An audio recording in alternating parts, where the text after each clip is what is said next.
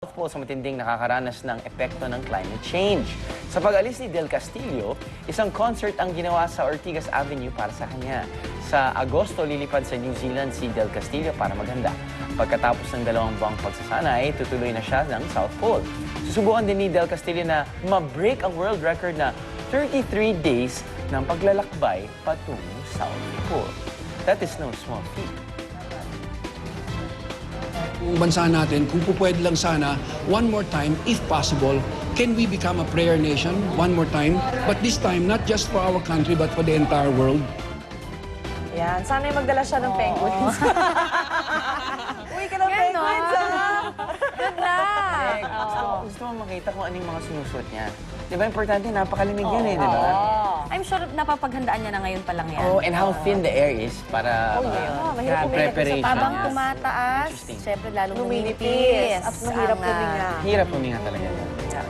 At hindi lang po panunumpa ng ating President-elect ang inaabangan ngayong Wednesday dahil ang mga sinihan. Ako, tsak, susugod ng mga bata, batalyon, fans ng Twilight, tulad ko, para sa unang araw ng screening ng latest installment ng Eclipse. Kaya ako super excited na. I love that Grabe, mato. Hindi, syempre excited na talaga yung mga Twi-Hard fans dyan. Twi-Hard, ha? Toy Mom, Toy Mom. At ngayon pa lang, may mga pa-fans daw na tayo sa kanila. Pa-fans Fans Day. Oo, hindi, sabi ko nga pa-fans day para makorek nyo lang, no? Sino kaya ang mas maingay? Ang Team Jacob, sabihin ko sana Jacob, eh, no? Or Team Edward? Sino ba? Walang loyalty!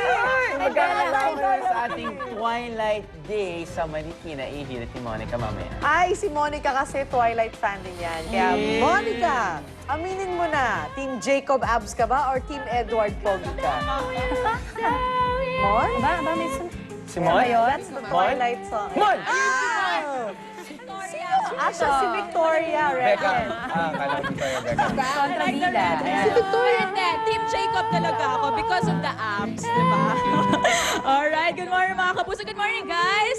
Dahil nga ilang araw na lang at magsisimula na at mapapanood na natin ang 3rd installment ng Twilight series, ang Eclipse. Kaya naman, this morning, all about Eclipse ang pag-uusapan natin mula dito sa Concepcion Integrated School sa Marikina City. That's right, mga kapuso. Kaya maya-maya alamin natin ang iba't ibang memorabilias, mga collector items, and of course, yung mga souvenirs na pwedeng kolektahin ng mga Twilight fanatics. Tulad mo, Miss Lynn, ako, dapat abangan mo yan dahil I heard ang iba dyan, limited lamang at talagang collector's item talaga.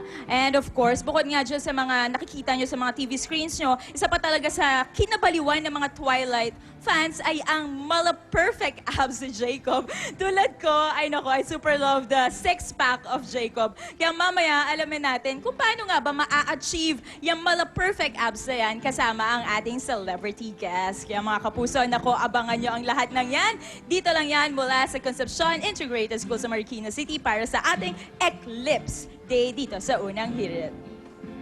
Back to studio muna.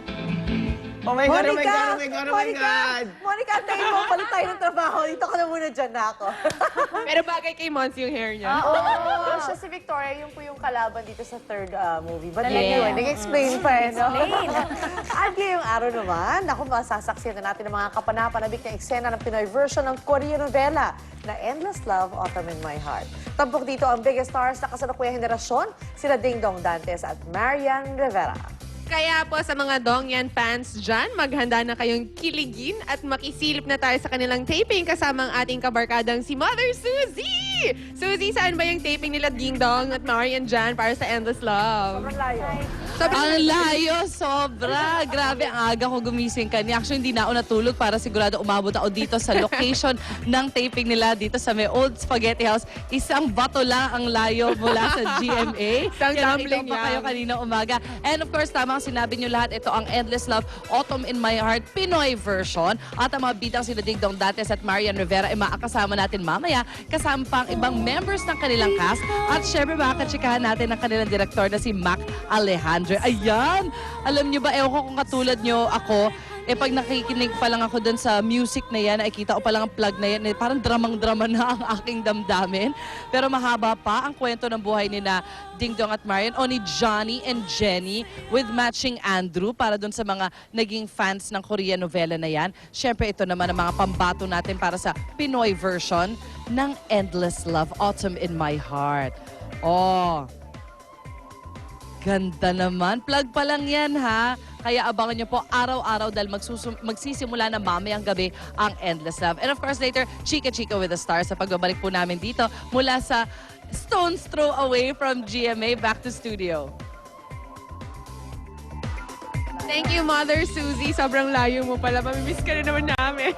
At tulad ng Twilight at Endless Love, kaabang-abang din ang ating mga chika for today. Kaya first intriga, Kapuso Hunk Alger Abrenica nagdadalawang isip daw sa pagrampa sa isang fashion show nang naka-underwear lang.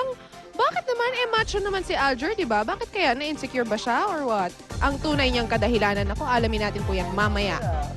Ayan. Alam mo, ganyan din yung katawan ko nung ano. Akala The ko usual, ganyan the ginagawa usual. mo. Hindi. Ako yung trainer. in Ako yung fairness, trainer. ang ganda ng katawan mo, ah. Ikaw ba, pag niyaya Oh, yan kang na. rumampa sa isang Ako, underwear? hindi na lang.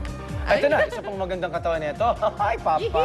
Para sa mga adventurous nating kapuso na mahilig din sa mga intriga, yan ang right mix na dapat abangan sa latest installment ng Survivor Philippines. Pero this time, twice the intriga raw ang magaganap dahil ang mga castaways, mga celebrity. May mga paunang kwento na tayo mula mismo sa bagong host ito na si Richard Gutierrez. Abangan niyo po yan mamaya. Andiyan ka ba? Sabi mo na. Secret. Tanong dyan, sino kaya ang mga nasa Survivor Philippines Celebrity Edition? Yes. Baka nakita na si Drew ganon-ganon din, no? Yeah, oo. Ganun din. Pero di na kailangan. Laki na ng ano yan eh. Muscles yan eh. Triathlete, ladies Oo and nga gentlemen. naman. Okay, abangan niyo po ang lahat ng yan sa pagbabalik ng Unang Hirit! Jacob! Tayo. Ganun.